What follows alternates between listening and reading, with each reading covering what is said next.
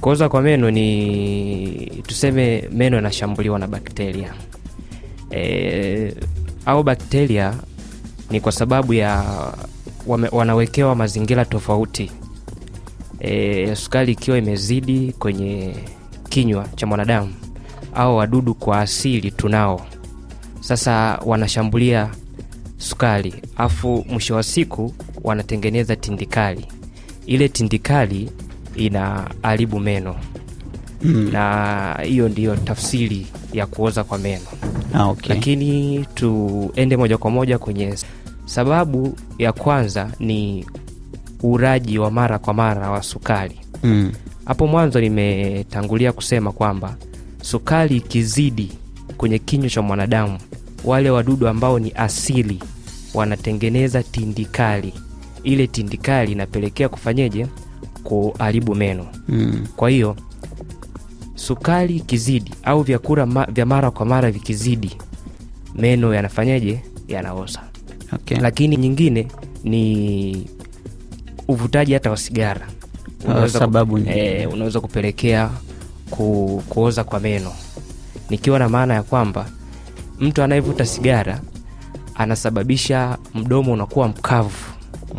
Ukishakuwa mkavu, mate yanakuwa hayasafishi kinywa vizuri. Mwisho wa siku wale wadudu wanakuwa na wakati mzuri wa kutengeneza tindikali. Lakini sababu nyingine pia, usafishaji wa kinywa mbaya. Nikiwa na maana ya kwamba sukari kikaa mdomoni kwetu kwa muda mrefu, wale wadudu wanakuwa na wakati mzuri wa kufanyeje? Wa kuharibu meno. Kwa kama tunapiga vibaya, ina maana wale wadudu wanakuwa bado wako na sukari kule mdomoni. Mwisho wa siku wale wadudu wanatengeneza tindikali, na hiyo inakuwa ni sababu kubwa ya kufanyeje? Ya kutoboka kwa meno. Okay. Ni dalili zipi za awali ambazo mtu anaweza kuziona kabla meno hayajaribika sana? Dalili za awali ni kama zifuatavyo. Dalili ya kwanza, mtu anaweza kuona baka linaweza kuwa jeupe au jeusi ana kwenye meno au kwenye jino husika. Lakini dalili nyingine, maumivu pale akila vyakula vya baridi au vyakula vya moto na baadhi ya vyakula vya sukari, mtu anaweza kuona dalili. Dalili nyingine pia za awali, unaweza kuona shimo kwenye jino. Unaweza kuona shimo pale kwenye jino ambapo linakuwa limetoboka au kwenye meno. Hizi ni dalili za awali ambazo unaweza kufanyeje? Ukaziona. Ni makundi gani dokta ambayo yako kwenye hatari zaidi ya kupata tatizo la kuoza meno? Kwa sasa hivi yani hii athari ya meno imekuwa ni kubwa sana kulingana na vyakula ambavyo tunafanyaje? Tunavitumia. Vyakula vingi tunavyovitumia ni vyakula vyenye sukari sana. Sasa athari ziko kwa wote. Yani ugonjwa huu sasa una asili watu wa rika zote, tukianzia watoto, watu wazima, watu wakati, wote wanakuwa kwenye athari hizo. Ila pia kwa watoto, kulingana na jinsi ambavyo tunavyowalea watoto wetu, mara nyingi watoto wanakuwa kwenye athari kubwa sana ya kupata magonjwa haya, kwa sababu tukimpa mtoto zawadi yoyote, tunawapa vile vyakula vitamu vyenye sukari. Kwa mwisho wa siku vinapelekea kuharibu meno. Lakini kiujumla wote tupo kwenye athari ya kuasilika. Kwa watu wote tuko kwenye hatari ya kuoza meno. Okay. Ili kukinga kuoza kwa meno, ndio mtu anatakiwa kufanya nini? Njia ziko nyingi. Na kama tulivyokwisha kuona hapo mwanzo kwamba njia zinazopelekea kuoza kwa meno ni kwamba sukari tu ikizidi kwenye kinywa cha mwanadamu, kwa sababu sisi wanadamu tumeumbwa kwa namna tofauti. Ninavyosema hivyo, kila mmoja ana wadudu ambao wako mdomoni kwake.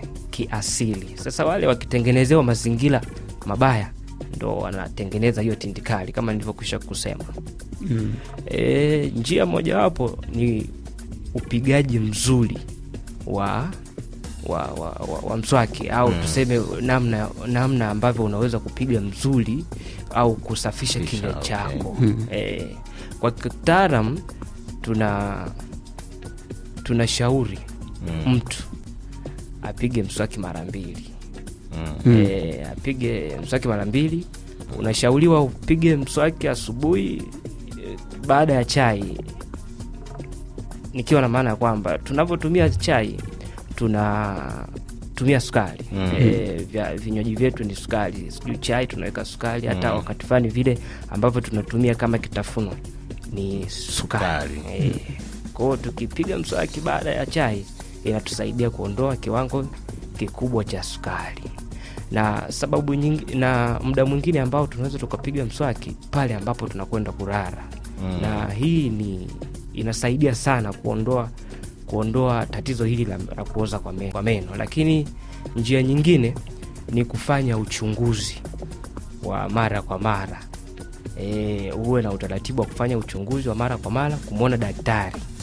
Wengi wa Tanzania tulio wengi tumezoea kwamba kumwona daktari jino linauma. Lakini wakati huo daktari ukimwona anaweza akakuambia matatizo mengi ya kinywa. Achana na lile tatizo la kuuma kwa nini? Kwa jino. Kwa hiyo tukiwa na utaratibu wa kumwona daktari mara kwa mara, daktari atakuwa na uwezo wa kukuonyesha shida au kutibu tatizo mapema. Hapo tuna njia tofauti sasa za kutibu matatizo. Tunaweza kuziba kwa jino, lakini kama litakuwa limeharibika sana, limeoza mpaka limefikia mzizi, tunaweza tukaliondoa. Lakini kuna utaratibu pia wa kuweka jino lingine hata la bandia sema hapo jino limefanyaje, limetolewa. Na njia nyingine ambayo inaweza kutusaidia pale juu, tulisema uraji wa mara kwa mara inaweza kuwa ni sababu ya kupelekea jino kutoboka. Kwa wakati fulani tunaweza tukapunguza. Kwa watoto kama ni wazazi, tunaweza tukapunguza zile gifti, yani zawadi kwa watoto. Tusiwe tunawapatia zile snacks, nikiwa na maana vyakula vyenye sukari kama biskuti, pipi na baadhi ya vyakula kama soda na vitu vingine. Tunaweza tukawapatia labda kama ya matunda, iwe kama zawadi kwao. Hii itasaidia sana kupunguza hiyo tatizo ya kuoza kwa meno. Kwanza, madhara ya kwanza ni maumivu. Nadhani kwa wote ambao tumewahi kuuguliwa na meno tunafahamu maumivu ya jino jinsi yalivyo. Mtu anapata maumivu makali sana. Hilo tunaweza kusema kama ni dhara namba 1. Lakini